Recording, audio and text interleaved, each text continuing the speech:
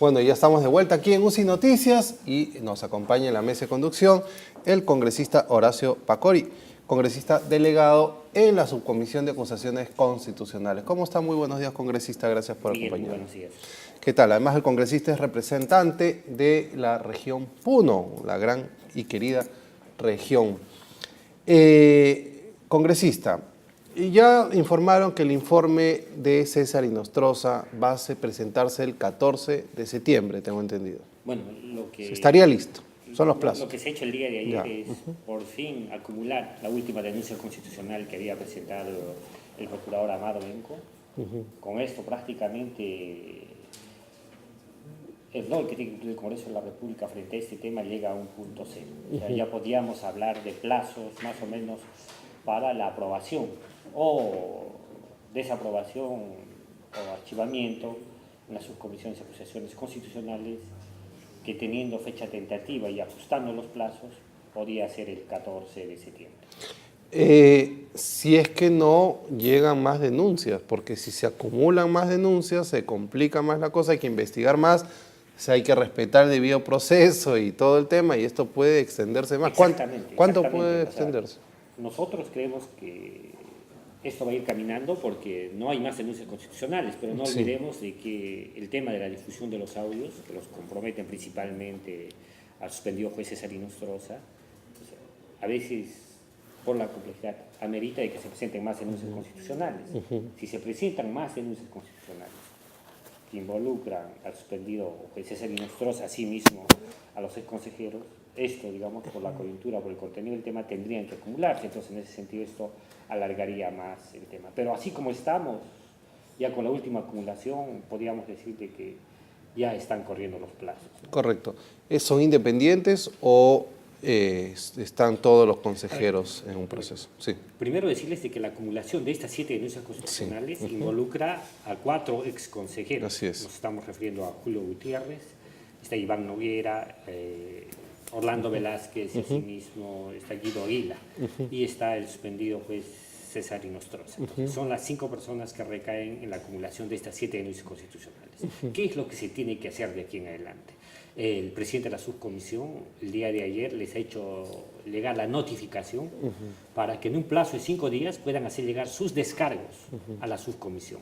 El presidente de la subcomisión, ya teniendo los descargos, nos deriva estos descargos y nosotros como delegados tenemos un plazo de 5 días hábiles para poder presentar el informe de determinación de hechos.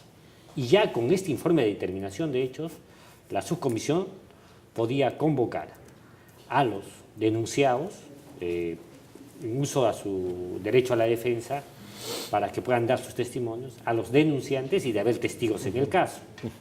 Con esta audiencia que se debería dar, ya nosotros podíamos presentar el informe final para que este sea tratado en la Subcomisión de Acusaciones Constitucionales. Sí.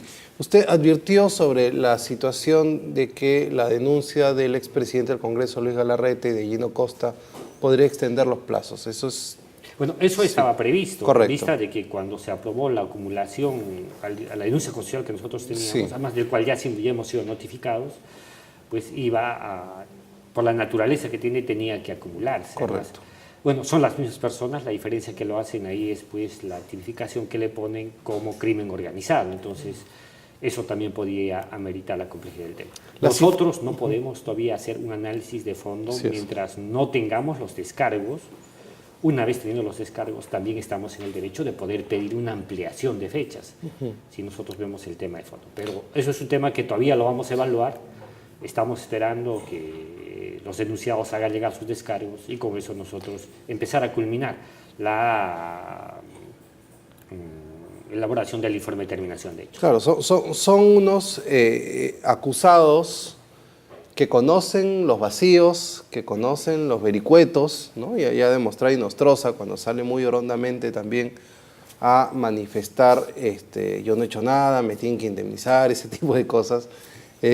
Son gente que se va a defender y se va a defender con uñas y dientes también por lo que hemos visto. Bueno, entonces es en esa medida que nosotros habíamos manifestado que si bien es cierto esto es un tema de interés nacional, el cual además la población está esperando respuestas inmediatas del sistema de La justicia. gente se indigna cuando no hay una respuesta rápida, pero no entienden que hay un debido proceso y si no terminamos amarrados. Entonces, o sea, nosotros entendemos el interés de las personas, de todos los ciudadanos, para encontrarles celeridad. Entonces, muestra encaminar el tema de justicia frente a estos casos de corrupción. Sí. Pero el caso es que queremos darle celeridad, pero tiene que ser una celeridad racional, sujeto al debido proceso, porque no vaya a ser de que si vulneramos este debido proceso, los denunciados más adelante puedan usarlo como un instrumento para buscar algún tipo, se le podría decir así, para sacarle ventaja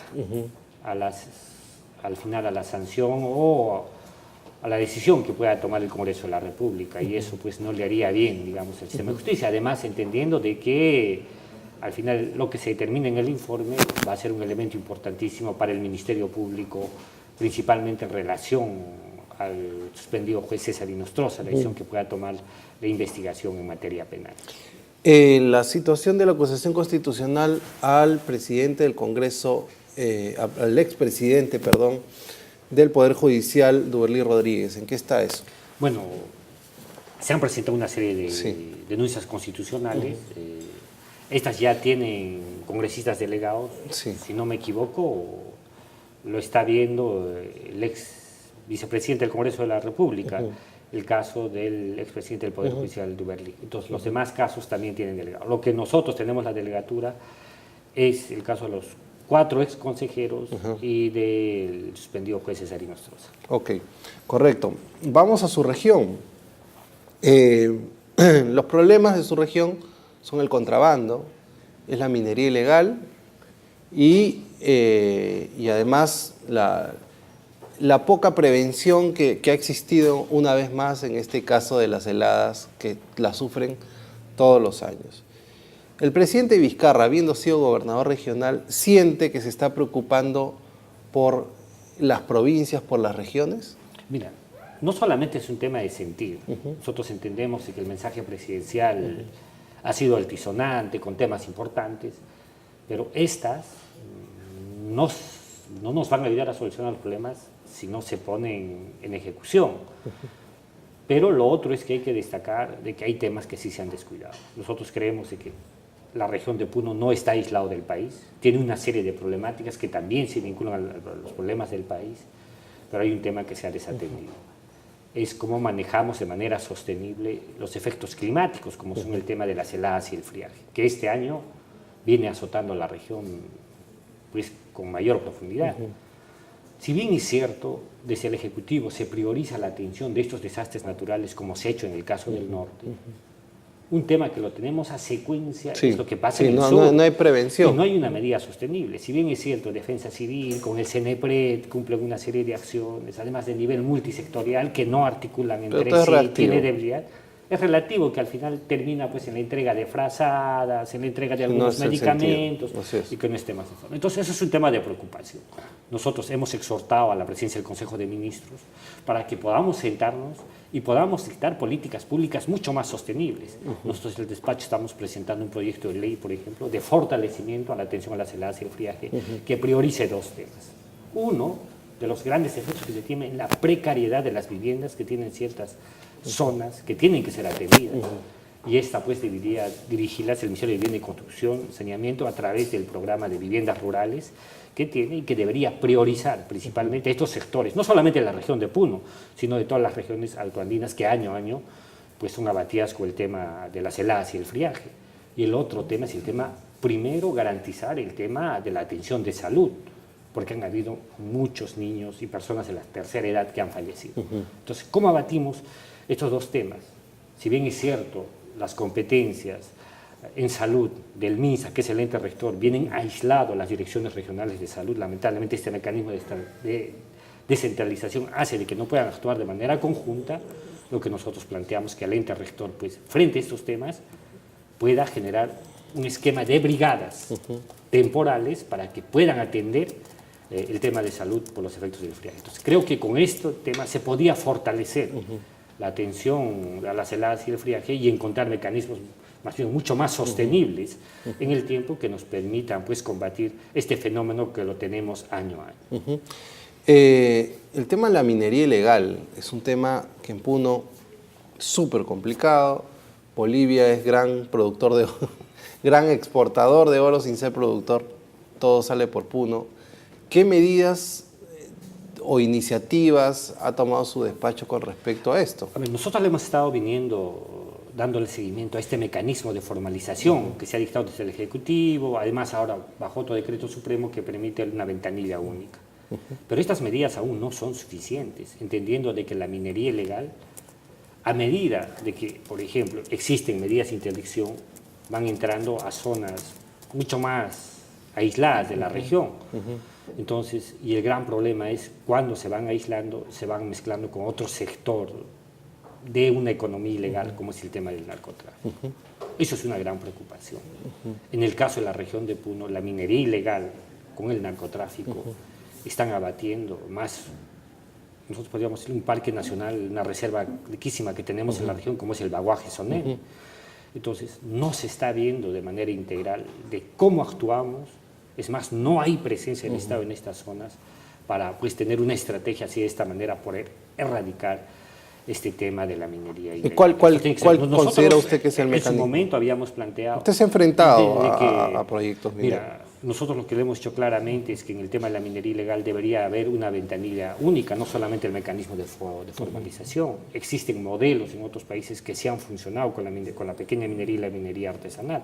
Uno, para poder controlar el nivel de producción. ¿Usted cree que el Estado debe ser el gran comprador y después exportador, como es en Chile? No necesariamente, sino tiene que ser aquella gente que pueda certificar a los compradores para determinar qué cantidad de minerales están produciendo y estas de qué manera llegan al mercado, y así de esta manera pues evitar el tema del lavado de activos y de esta manera puedan garantizar el tributo y también garantizar el cuidado del medio ambiente.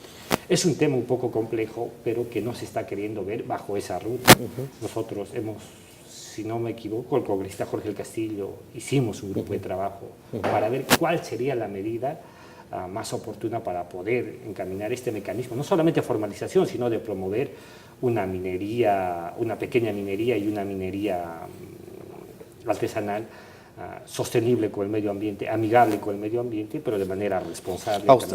¿Usted cree que hay una salida política, económica, social para esto, o es mejor hacer la política del candidato actual, Daniel Urresti, que se iba y se volaba la maquinaria? Hay que hacer una política sostenible. Entendemos de que, es más, hay varios ciudadanos peruanos que quieren invertir en minería, o sea, tienen que hacerlo, pero tienen que hacerlo de manera responsable, social y ambientalmente. Correcto. Y tributariamente. O sea, hay que ¿Usted no está en contra de la minería? Bueno, no podemos estar en contra de la minería porque es una actividad económica que está presente, pero que se tiene que dar bajo ciertas condiciones. Correcto, porque hay gente de su partido que se opone a la minería, bueno, ¿no? Radicalmente. No nos oponemos a la minería. Correcto. Entendemos que las actividades extractivas son importantes, pero hay que manejarlos responsablemente. Correcto. El día de hoy se va a hacer en el Congreso, su partido está convocando una audiencia sobre transición, reforma y nueva constitución. ¿En qué consiste esta nueva constitución? ¿Quieren hacer una asamblea constituyente? ¿Quieren proponer...? Lo que nosotros queremos decirle al país es que la situación de crisis política que vivimos en la actualidad no puede pasarse por paños fríos.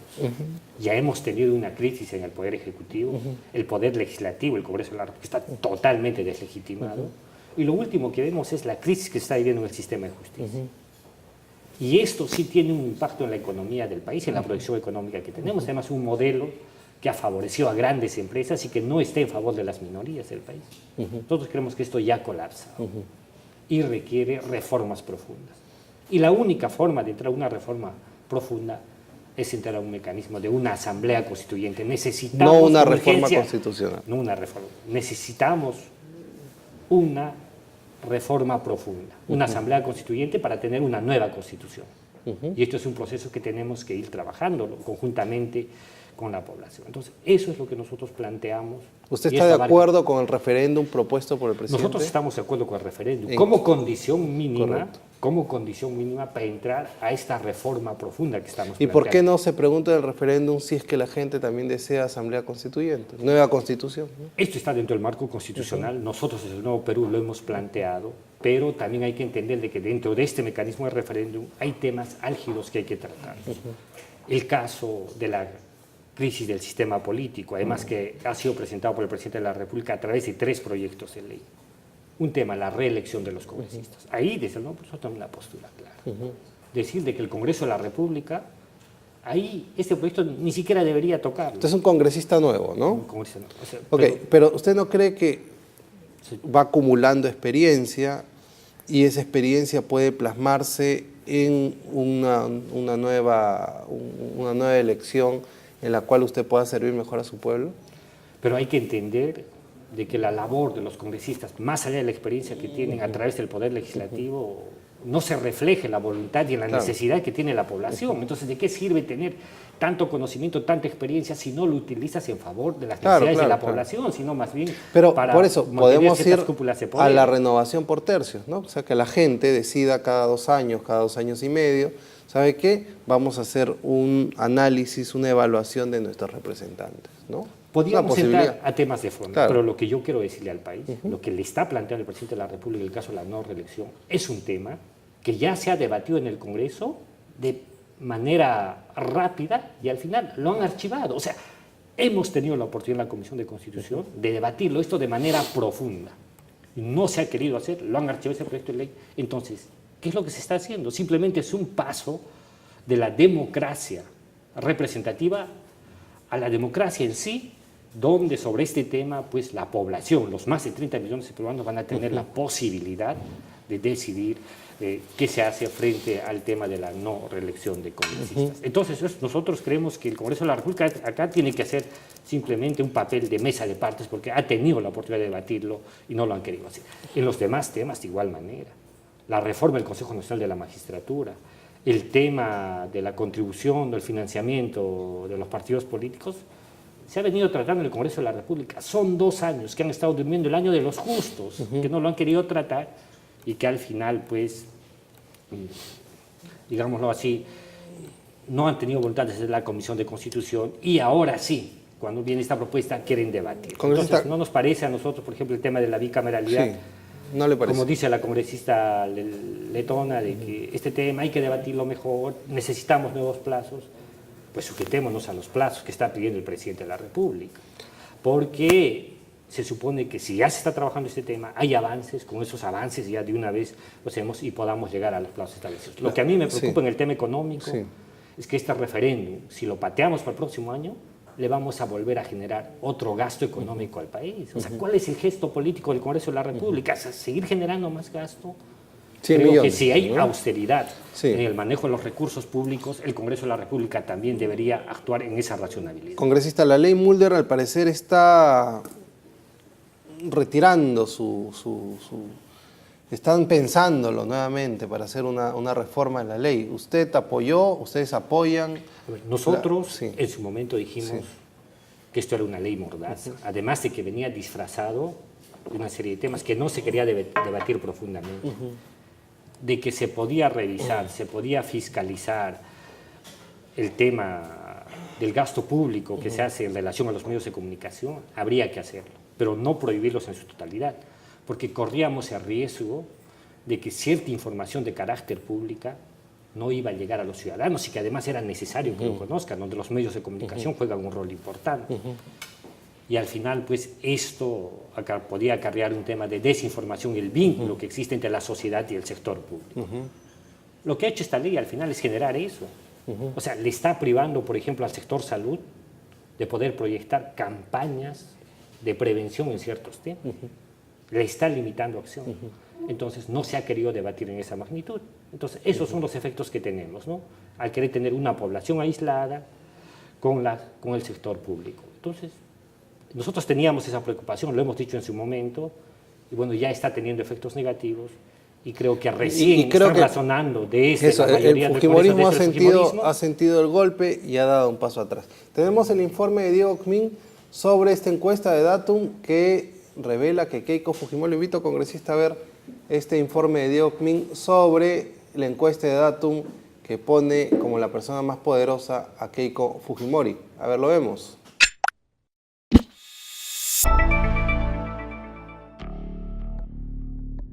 Según una encuesta de Datum para un diario local, el 63% de las personas encuestadas no creen las palabras de ningún político. Por otro lado, considerados los más poderosos, tenemos en primer lugar a Keiko con 36%, el presidente Vizcarra en el segundo con 23% y en el tercer lugar Alan García con 20%. Por otro lado, las personas que más han perdido poder en el Perú, con 22% está Keiko Fujimori, seguido de Alan García con 20% y Pedro Pablo Kuczynski con 11%. Asimismo, el Congreso de la República es considerada la institución más poderosa con 48%. El intelectual que tiene más poder en el Perú es Mario Vargas Llosa, con 59%. En una entrevista para Perú 21, la congresista de Fuerza Popular Milagros Salazar declaró que Keiko sea la más poderosa es paradójico, porque si ella fuera tan poderosa no tendría tantos juicios desde más de 20 años. ¿Usted qué piensa de estas encuestas? Puede dejar sus comentarios en este video.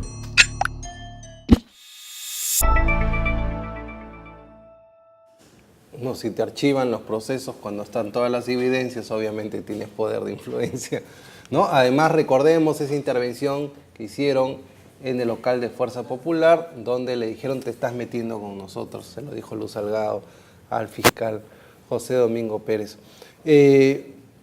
Congresista, cuando usted fue candidato, me imagino que pensó hacer más por su región, y las brechas en la región en pobreza, desnutrición, anemia, dado que ha mencionado el tema, sigan ampliándose. ¿Cómo cambiar esta situación? A ver, cuando uno llega al Congreso de la República tiene que tener en cuenta la función que uno tiene, y nuestra primera función tenemos la función legislativa. Claro, de control. Y nos encaminamos de para ver político. de qué manera, con el control político y en el tema de legislación, podíamos presentar una serie de iniciativas para ir no solamente reduciendo estas brechas, sino tener normas, leyes claras para que esto se pueda revertir. Lamentablemente, pues encontramos el aislamiento que existe entre el ente ejecutor, que son los ejecutores, ¿no? Por ejemplo, el ente rector en materia de salud, para ver el tema de la anemia. Desde el Ministerio de Salud se tiene otro enfoque y tenemos pues a una Dirección Regional de Salud totalmente sometida. Entonces, hay que mejorar una serie de acciones, de articulación entre niveles de gobierno, entre el Poder Ejecutivo, entre el Poder Legislativo y, por qué no decir, algunas que tienen implicancias esto entre el Poder Judicial. Entonces, estamos, creo, en ese planteamiento. Revisar el mecanismo de descentralización, si ha tenido resultados o no. Con sus para colegas, no tener un mecanismo, esté aislado, ¿no? Más allá de las agendas que se tienen. ¿Usted conversa con sus colegas de la región, los representantes de Puno, para ver cómo sacan adelante las cosas? ¿Con el señor Lescano, con el señor Mamani? ¿Conversan? Nosotros hemos promovido la bancada regional dentro del Congreso de la República. Es más, creo que era la única bancada que funcionaba dentro de los congresistas de Puno, al cual hemos tenido la delegatura en el primer año. Pero lamentablemente la coyuntura política, la crisis que se vive dentro del Congreso, con una agenda nacional en el tema político mucho más potente, ha hecho de que estos temas se disipen. Nosotros esperamos más bien ahora retomar esta agenda para seguir priorizando las principales necesidades que se tienen en la región de Puno, porque tenemos necesidades. Primero, la preocupación que tenemos por la contaminación de nuestro lago Titicaca, que se debe priorizar a través de proyectos de inversión, como son las 10 plantas de tratamiento, o los problemas que tenemos de demarcación territorial, que tiene que ver con el uso de recursos básicos, como es el tema del agua, en el caso de un proyecto de Partiture, principalmente con la región de Moquegua, o el tema de la presencia de la contaminación de las principales cuencas, que no solamente vienen siendo contaminados por la minería ilegal, la minería informal, sino también por la minería formal, mediana minería, donde se ha determinado contaminación. ¿Y a qué candidatos financian estos mineros no formales ahorita? Nosotros estamos preocupados dentro de esta coyuntura electoral, porque el tema minero es un tema potente en la región de Puno, y podríamos decir de que es más, se ha polarizado el escenario político para las elecciones regionales, donde encontramos a un candidato que representa a este sector minero, pequeña minería, si no me equivoco, es del Movimiento Regional Poder Andino, señor Flores, y tenemos a otro candidato, pues, que desde la otra orilla pues con el tema de la defensa de los derechos de los pueblos indígenas y la protección de los recursos naturales, viene promoviendo la otra partitura política como es Walter Adubi. Entonces tenemos a un Puno también polarizado. Que va a ser, la realidad realidad del país en las próximas elecciones también. Podría ser como una caja de resonancia Sí. de lo que se viene, pero entonces hay que darle mirada de atención, ¿no? Y esto sale porque lamentablemente el gobernador regional no ha tenido, digamos, él ha manejado de manera atinada esta gestión para resolver los principales problemas que tenemos en la región, que ahora principalmente se pueden reflejar a través de la contaminación de nuestros recursos, y eso es básicamente, se refleja en la contaminación de nuestro lago Titicaca. Ok, congresista, muchas gracias por visitarnos. Le deseo éxitos. La población está impaciente a tener resultados con el tema de los magistrados del Consejo Nacional de Magistratura y sobre el caso del juez Inostroza. La gente siente que el señor Inostroza se está burlando de todos, pero hay un debido proceso. La gente tampoco entiende eso. Y que, dada su investidura, tiene que pasar por un proceso constitucional. Sí, en ese sentido, solamente Sí. para decirle a todos los peruanos y peruanas de que nosotros tenemos la voluntad de darle celeridad, hay que darle una celeridad racional, cuidando el debido proceso, y vamos a manejarnos de manera objetiva y de manera transparente, porque creemos que esto es un caso emblemático que podía servir de condición mínima para entrar a esta reforma del sistema de justicia, pero también para buscar mecanismos de justicia para poder combatir la corrupción en cualquier nivel de gobierno. Muchas gracias. Y hoy día de Arequipa nos vamos, además en Arequipa hay muchos paisanos puneños que están ahí. Está su colega Alejandra Aramayo también, que es de Puno, pero es Justiniano congresista Pasa. por Arequipa. Justiniano Pasa también.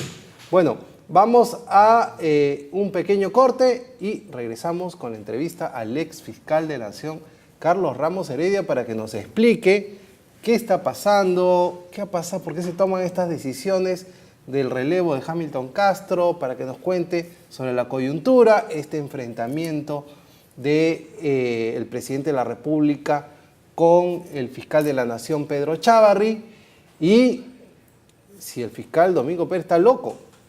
Vamos a ver qué está pasando. Vámonos a un pequeño corte y regresamos con el ex fiscal de la Nación, Carlos Ramos Heredia.